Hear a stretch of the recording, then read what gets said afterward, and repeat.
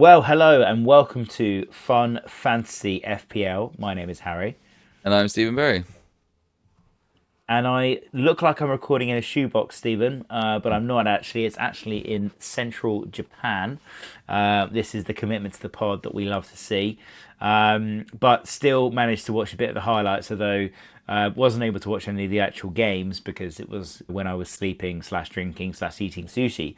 So Mm. I'm going to have to go off your better judgment, which is generally quite concerning. But Stephen, before we get into some of the games this week, tell us, how has your game week been? Not bad. I mean, I benched Welbeck. I was just so annoyed. I just so annoyed about Incisco. I was just like, oh, I'm just like, he's gonna. This is the week he's gonna do it. He did not. So I left Welbeck 9 points on my bench. But Wood and Alanga came in. Bowen came in. Had Pope in goal. So I was 5 points above the average. So nothing to write home about. But it was okay. Um, I don't think any what I was a captain Kevin De Bruyne. I did not predict Southampton's magnificent 0-0 there. Fair play. Did you see afterwards Ruben Diaz? He lost his mind Mm, in the interview, saying, "Oh, they just didn't want to play, didn't want to play." The Southampton yeah, admin. I'll share it afterwards on the Instagram. He did the directed by Robert Wild meme, and it was just yeah, all the highlights of Man City players missing chances. yeah. It was very But good. the big news from that game for me was the robot starting. So Mm, yeah, I mean it's kind of put an interesting take on what we do with Man City players if we get them in, all the rest of it. But didn't seem to make much of a difference. Southampton played well. I thought they defended out of their skin. But I mean, would you be tempted by the prospect of bringing in the robot, or is it too mainstream for you, Stephen? I hate to be a stats man, but he didn't have a shot on target until the 92nd minute. Um, They have Bournemouth at home next. Bournemouth are probably Hmm. officially beached now. Um, uh, and then they have Fulham next, and that means and Fulham will win that game because it matters, Of as we course, said. the Berry Principle is in full flight. Yeah. I mean, I already have Kevin De Bruyne. And I just think he's more interesting to own. I think it'll just, yeah, I think he's got more of a free Yeah. roam. Haaland is only just back from injury, makes Nearly sense. scored as well. I mean, De Bruyne had that free kick in the first half, just outside the box, Mm. and it sort of kissed the top of the net at the back of the goal. But and he got man of the match as well, which was a bit odd. So yeah, clearly, I think De Bruyne is trying to do bits to get that move into the sun or into America, I suppose. Yeah, I just think he's an interesting asset to own, and I think Haaland is he's still very expensive. So Yeah. not for me, Clive, not for me.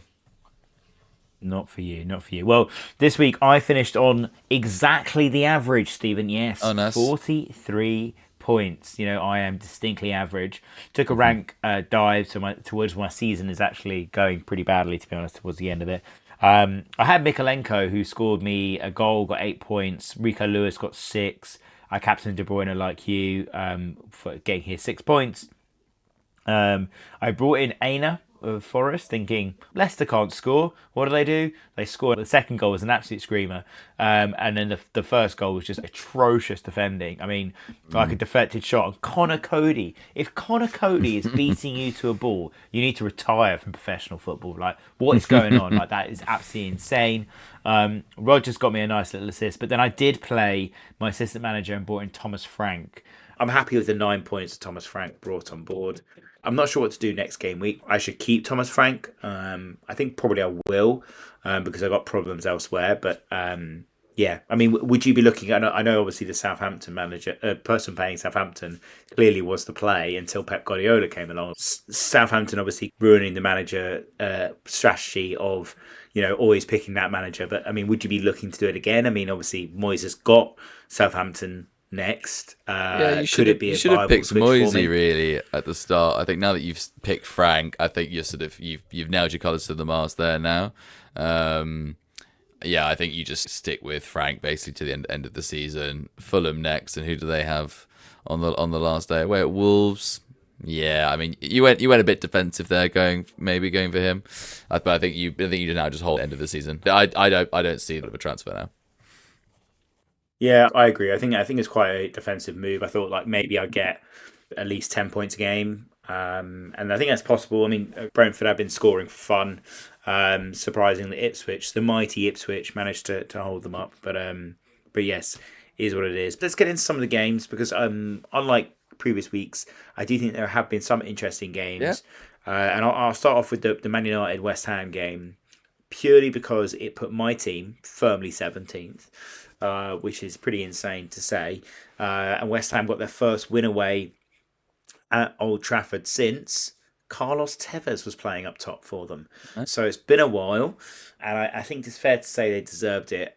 What do we say about Man United? I know they played the kids, as it were. They played teams, played players that were not necessarily all the first team, but I mean, Agate got muscled off the ball for the second goal, like really weak defending, and obviously Spurs. I can talk a bit about against Palace.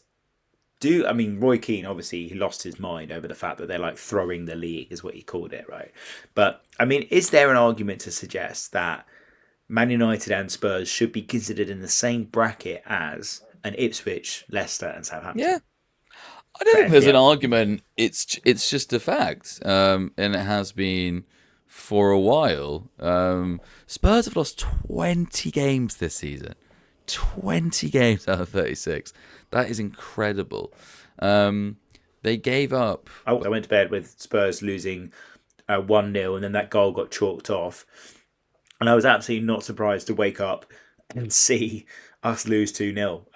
And some of the defending in that game, they strolled into our box twice. Eze, a player that we're trying to buy and we're trying to attract, and other players are potentially going to go to other teams. I know, obviously, there isn't much we could do. Like, even if Spurs won the last game week and then the next 2 game weeks, they would take them up to mid-table. But do you think? I think it's a really risky strategy for Ange and for Amarin actually, to put all their eggs into the Europa League final basket. Well, I think Ange is gone anyway, by the sounds of things. I think Amarim knows he's safe until next season, basically. Um, so no, I think I think it'd be a very Spursy thing for Ange to win the UEFA Cup. You guys get Champions League and you sack him, and then you could see the 100 years after that. It's like, of course, Spurs do that. Spurs sack their only manager who gets them a trophy. They are asking for another century of pain. So no, I mean, it also be very whether it is an easy fixture. FPL agrees with you. Both of them are now the same as Ipswich as light greens in terms of fixtures, which is very given where they are, and as you said, and as about it's stating the obvious, they just care about anything else other than Europa League. I actually think, given how good they were in the semi-finals to get past Bilbao and Bodo Glimt respectively, it shows that they have in the previous quarterfinals. It shows that they can switch on, switch off, basically. But so I don't think it's too risky for either team. But nevertheless, But isn't that disgraceful? Isn't it's if you're a professional football player, isn't that disgraceful? Right? It's obviously reasonable and definitely expected that players can switch on and off, and they can play harder and they can play more relaxed and all the rest of it. Get that. But when you're a professional football player, when you go out to play against a team like Crystal Palace, no disrespect to a team like West Ham, all of the disrespect to them, right? Like, you should be going out to absolutely give it everything, work as hard as you can for the team. And I know Man United have changed their players and they've brought lots of kids through. Also, interestingly, I don't know if you watched this on Match of the Day, but Wayne Rooney revealed that the under 23s and under 21s, where all these kids are coming from, they play a different system to Amarin's. They play back four, not back three. So no wonder they're all over the place. They've no idea what they're doing. It's insane. But yeah, I just think it's absolutely disgusting. The players. Look, just I know this tools is going to the Premier League, sound. I know this is going to sound weird considering I'm an Arsenal fan, but for me, there's only 3 league positions. There's first, there's the bottom 3, and then the rest. The second is the same as 17th. 14th is the same as 8th. Okay, I know there's Champions League and all that other stuff, but no, I don't think it's a disgrace at all. It doesn't it doesn't matter. Like, oh, okay, let's put this another way. Let's say they were going out guns blazing, giving it their all, and then finish what? If they'd won every game from that sort of run, they'd finish 11th maybe or something like that. It doesn't matter. Like, it doesn't matter. And then if they were really tied for the final, you'd be unbelievably angry. So no, I don't at all. I think it's being pragmatic. There's no difference between 17th and second in the Premier League table. You both get nothing for that. So no, I think it's very fair. Again, as an Arsenal fan, I was relatively happy with us, sort of underperforming in the league. Obviously, that did not pan out the way that I would have liked it to, and we're not going to talk about that because we're not a European podcast. But no, I don't think it's a disgrace. I think it's actually just common sense, quite frankly. There's no difference between 17th and second. And just to be very frank here, if one of Man U or Spurs is guaranteed to have a better season than Arsenal, guaranteed. That is a fact. So Guaranteed. yeah. So Guaranteed. if Spurs win the Europa League, it's a better season. Yeah, 100%. Yeah, you get this. You get the same thing that we do, champ, and a trophy. It's guaranteed a better season. It just is. It's a very interesting perspective, and definitely one we'll clip up. Hopefully, when Spurs lift that cup in Bilbao. Sadly, I won't be going to it because I'll still be here in Japan. It'll be 4 a.m. when the game's going on, so it's unlikely I'll be able to watch it. I think I'm going to just go to sleep and pray, Stephen, because I'm flying back the next day. Otherwise, I'm going to be thoroughly depressed on that way back. But you mentioned them already. And it's hard not to, given the fact that it probably was the match of the weekend in the form of Liverpool-Arsenal. Some couple of stories about Trent getting booed. Don't really want to talk about that. Can't be asked. Yeah. But interesting that Salah didn't get anything. Again. Although, to be fair, watching the highlights, there are a couple of players who properly butchered chances. Luis Diaz, he has quite an easy chance to square it to Salah. Doesn't get his ball out of his feet, and Salah was unmarked in the box, and it would have been a goal. Salah put in a beautiful cross, stunning, in the first half outside of the boot. I think Jota missed that chance. I think he was unlucky not to get something from the game. But I assume you watched it. What were your thoughts? Being 2-0 down at half time and then obviously coming back must be quite a good sign for Arsenal. Yeah, I mean, I actually missed the game because I was at the FA trophy, FA Vase trophy, FA trophy, I think it's called. Spennymoor Town, the shots.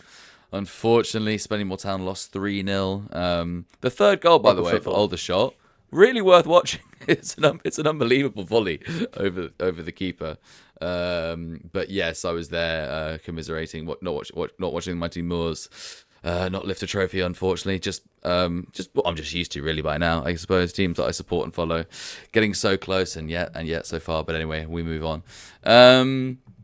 What did we learn from that game, though? I think it just confirmed that Liverpool are pretty beached. Arsenal, from what I did watch highlights, Arsenal were terrible in the first half. And okay, Liverpool got 2 goals, but sounds like they could and should have done a lot more. And then Liverpool didn't really fight back in the second half. Yes, Robinson was very unlucky not to get the winner, but Arsenal were down to 10 men. They shouldn't have been in that position in the first place, quite frankly. So I think it just confirms what we thought, which is Liverpool are beached. I think if you are looking at the robot, Salah to Haaland, obviously you've got to do a few different things because one's a mid and one's a forward. Yeah. I would get it, quite frankly. Again, I'm not personally doing it because I've got Kevin De Bruyne, and also I'm looking at the fact that they've got Crystal Palace at home with the last game of the season. That game is, you could see Liverpool doing something in that game. Again, Palace not really caring, it being a bit of a kick around. So I'd be quite worried about not having him for that game. If you were to say to me who's going to get more points this game week, I would say Haaland's more likely than Salah. Let's put it that way. Yeah, that was one of my thoughts. And the other question I was going to ask you, Stephen, is Saka had a very good chance in the early part of the game. Probably should have scored, whisked past the post. I looked at the bonus points. He's not even in the top 5. Now, I bought him when he came out from injury. He did a bit. Obviously, he got Southampton into the season. I'm probably sticking on the basis that Southampton are terrible and he probably will get something out of it. He's probably captainable last game of the season, if anything. But would you be looking to mess about with that? Would you be looking to sell him? I mean, Trossard's outscored him comfortably. So is Martinelli. So is Moreno, actually, the last couple of game weeks. Yeah. I mean, I know it's not an invest in Arsenal, but if you were, I assume you wouldn't be going for Saka, and if you weren't, who would you be going for? Yeah, I wouldn't say that. Again, I didn't watch the game, so I can't comment on Saka specifically. But in the games I have seen him, he has looked good. Like against Real Madrid, he was excellent. Second leg against PSG, he was very good. Obviously, he missed the big chance, I know, but nevertheless, he Is he back to his very, very best? No. But is he still our best forward? Yes. I am concerned about his pricing. Um, yeah, no, I think he is a hold. I would say I wouldn't be going out to get him. The only one I would be considered buying, as we mentioned before, is Marino. Just because, well, actually, no, he's been sent off now, hasn't he? So he's now gone. But if he hadn't been sent off, Yeah. he's actually done alright as a number 9. To be fair, like he's not been incredible, but he's done a decent job. Martinelli actually does look back to what haven't seen this for a few months for him, but he actually now looks really good again, like the Martinelli we had when he was really flying that season. So Martinelli it has become actually very interesting, very, very interesting. But as you mentioned, they've got Newcastle next. Eddie Howe has Arteta's number. I wouldn't really fancy him for that fixture, but again, yeah, you're right. Away at Southampton on the last day, you can see that game being a cricket score. So yeah, for a 1 week punt, I think Martinelli for the last game week is looking very, very good. Nice. I'm sitting on triple Arsenal at the moment, so of Reyes, Saliba, and Saka. So not sure I really want to mess about with that, to be honest. I'm interested to hear you say that Liverpool beach because, by all intents and purposes, they played pretty well in that game, and Arsenal are still a very good team. So to come out with a 2-2 is actually not that terrible of a result. I think what's interesting is how Arsenal approach those games now, because like if they are of the same opinion of you, which is that second is the same as 17th, what do they have left to play for? I mean, I know Newcastle got Champions League is still not done. So the chance we come 6th in a 2-horse race. That's still a possibility. We need to be careful. It's unlikely now. You need a lot of things to go your way, and still, I don't see that happening. At what point do we say that Arsenal are beached? Like that's my question to you, Steve. I mean, they could lose to Newcastle, that's true. Then they got Southampton, man. Come on, they're going to absolutely dominate Southampton. So it's guaranteed 3 points. I would say that they're beached. I would say that they're demoralised. I'd say that they're like heartbroken. That's why they probably played like that in the first half and got whipped and changed. They just look mentally drained. And again, fair enough. They had a lot of hopes and dreams this season, which have all been crushed. Let's be frank, and as I said, they're not going to do anything this season. The chance that there's a good chance that you're guaranteed that either Spurs or Man U are going to have a better season. Neither of those are great. Neither of those are ideal whatsoever. So I don't want to say that they're beached. It's just that I think they are mentally quite exhausted. They are not going to look forward to playing Newcastle. They will hate that game. So again, yes, sure, but this game week I wouldn't be happy with triple Arsenal. Not happy at all. Yeah, I think most teams would hate playing Eddie Howe's Newcastle. They look absolutely on fire. I think the game against Chelsea, they absolutely dominated. Dan Burn getting the assist, which, I mean, it was such a fake assist. It was a woke assist, some could say. But it was great to see, and obviously that means that anyone that owned him, I think, probably finished on 12 points. Looking at the league table, Newcastle are third. If they beat Arsenal, they go up to second. Yep. Actually, yeah. Do you know what? Now I've looked at the table properly. Yeah. You could finish sixth. You could you'd need Aston Villa and Chelsea and Man City to win all of their remaining games. The Champions League football, given it's the top 5, is you'd say there's 90% chance, but it's not 100. Yeah, I mean, it's been pretty sad to see how Forest have fallen away, to be honest, because I was really hoping that they would go the distance. I brought in Aina because I thought Leicester, it's an easy fixture for them. They've got West Ham next as well, and Chelsea, the last game of the season away.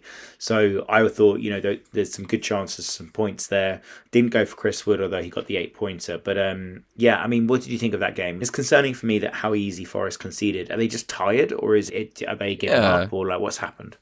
I was sad for them until the owner came onto the pitch. Like, what's wrong with this man? Like, seriously, the guy who did that, hired Mark Clattenburg as a refereeing decision consultant or whatever it was, and then, so we cannot accept this Luton Town fan on VAR, and like, the guy's an absolute psychopath. So I did feel sorry for Nottingham Forest because I like their fans, but besides the point, they are tired. The wheels have come off. This is always going to happen. I think I also mentioned a while ago that when a team does well, you start getting scouted. You start getting looked at. People go like, okay, we can't just ignore Nottingham Forest anymore. We have to look at them. We have to look at their tactics, and they change the way that they play against them. So I think it's a combination of one, tiredness, two, they've been worked out a bit more, three, I brought in three Nottingham Forest players into my FPL team. Obviously, that was probably the biggest driver. I do think it's fair to say, Stephen, you aren't the arbiter of all Yeah. of Nottingham Forest's failures and Yes. fortunes, but I think there is a potential lineage there. But I think also I backed him. I backed their players, and I brought in a few of them. It'd be interesting to see how they go next week against West Ham. Now they are away, but as the West Ham principal is pretty strong, Yeah. I think they've got a good chance of winning that game. So looking ahead to next game week, it's a bit spread out of a game week. So you've got Saturday through to Wednesday, I assume for FA Cup. So the game week starts off a bit strange with Aston Villa against Spurs, Chelsea, Man United, and then moving into the rest of the games. But having them in front of you, apart from the Arsenal-Newcastle game, which you've covered, is there any that kind of interest you? Leicester-Ipswich, that's quite an interesting one. Everton-Southampton. I think the problem I'm having is I don't know who to captain out of the team that I have or out of any team. I'm thinking about bringing in Beto and captaining him. I mean, that seems mental, but like, I love that. What would you advise? I mean, if you can get Ollie Watkins in, that's the one, right? Obviously scored again. He seems Against to have Spurs, his place. Seems to have his place solidified. So if you can afford him, he would be the one. Yeah. Nicholas Jackson could have been good, but obviously he got sent off because Chelsea have Man U. They're two quite interesting Friday games. If you could afford him, Palmer, maybe that's the one. The Manchester City boy.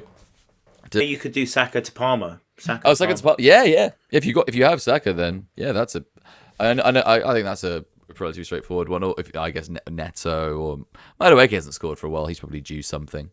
You are right. There's no one obvious. You would have to, as I said, Watkins, if you had him, would be the obvious one. But I guess a lot of people don't really have him, and you have to transfer him in. And so you might not be able to. Yeah. Watkins is probably the only one you would say, that's a person that you can see yourself having and would be quite straightforward. The alternatives would be a Man City player, but that's not as attractive as Watkins would be. Chris Wood, maybe. No, I'm sort of us Nottingham Forest. Now I know West Ham are bad, and I know winning at Old Trafford means nothing, but I don't think what the owner's done's going to help at all. Actually, I think it's going to do the opposite. I think that's going to be seen as the real moment where things went wrong. Fine. Nottingham Forest probably will score in that game, but again, I think they're a tired team, and yeah, I'm not liking Forest anymore. Unfortunately, I think their season is coming to a bit of a damp squib. Unfortunately. Fair enough. Well, let's move on to our bankers, middling and rogue. Obviously, we talked about a few games there. FA Cup final being in the middle of it definitely creates a bit of an issue, I suppose. So, Stephen, who would be your banker, middling and rogue for the following week? Well, I've given the banker, which is Ollie Watkins. If you can get him. He will run through Spurs very, very comfortably. They then have Man U again on the last day, so that's two really, really good fixtures, 16th to 17th. Yeah. So I mean, Villa must have the best. I'm assuming they'll have the best two run-ins. So yeah, if you can get Ollie Watkins in, in terms of middling, it's someone that everyone's sort of jumped on the train by, but it is Jared Bowen. I say it's middling because West Ham is still not very good. They do have Nottingham Forest, who I know I've just criticised, but technically a good team. But then he scored. I think he scored 4 in a row or something, or 5 in a row, or he's got a return 5 in a row. And then they have Ipswich on the last day of the season, which again could be a fun little kick around for them. So I would say Jared Bowen. In terms of my rogue shout, Jamie Vardy, of course. Jamie Vardy, who got the assist, has Ipswich next. Just for the love of the game. Who does he have last game of the season? They don't have someone very good from memory. They're away at Bournemouth, so But yeah, he would be more. But that's 1 week punt, really. Yeah, he needs that 200th goal just for the nice figures. But my banker I've mentioned already is Beto. So I think Beto has been pretty consistent. Well, with Southampton. Southampton rules, Stephen. Yeah. It's eternal. So yeah, so I think he's been on a pretty good run. He's scored a few goals. He's been an annoying thorn in my side for chasing various people in my mini leagues. I'm not saying anything, Jake. And my middling is Elanga. I know we've gone critical on Forest, but I still think he's a good shout. It's 5.4, 5.3, like it's pretty cheap. Although, interestingly enough, I would be in between him and Ahmad, who did start this week, and he got the goal against Brentford. So I was in between those two.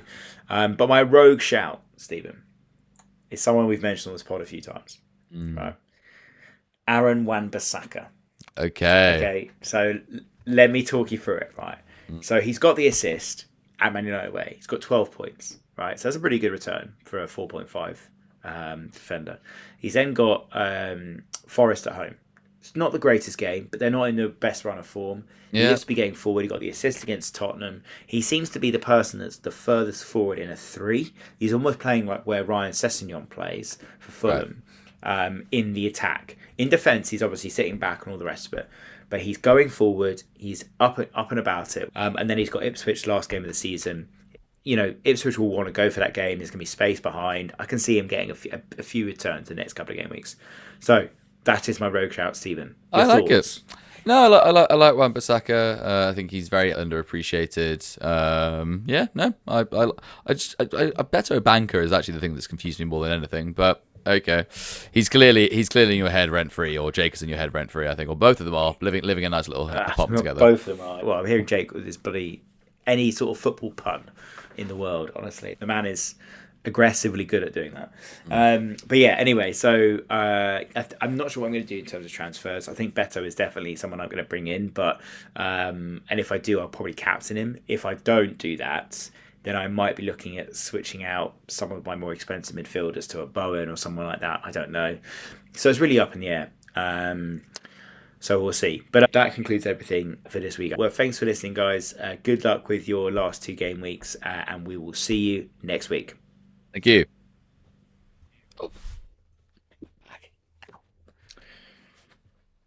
Oh.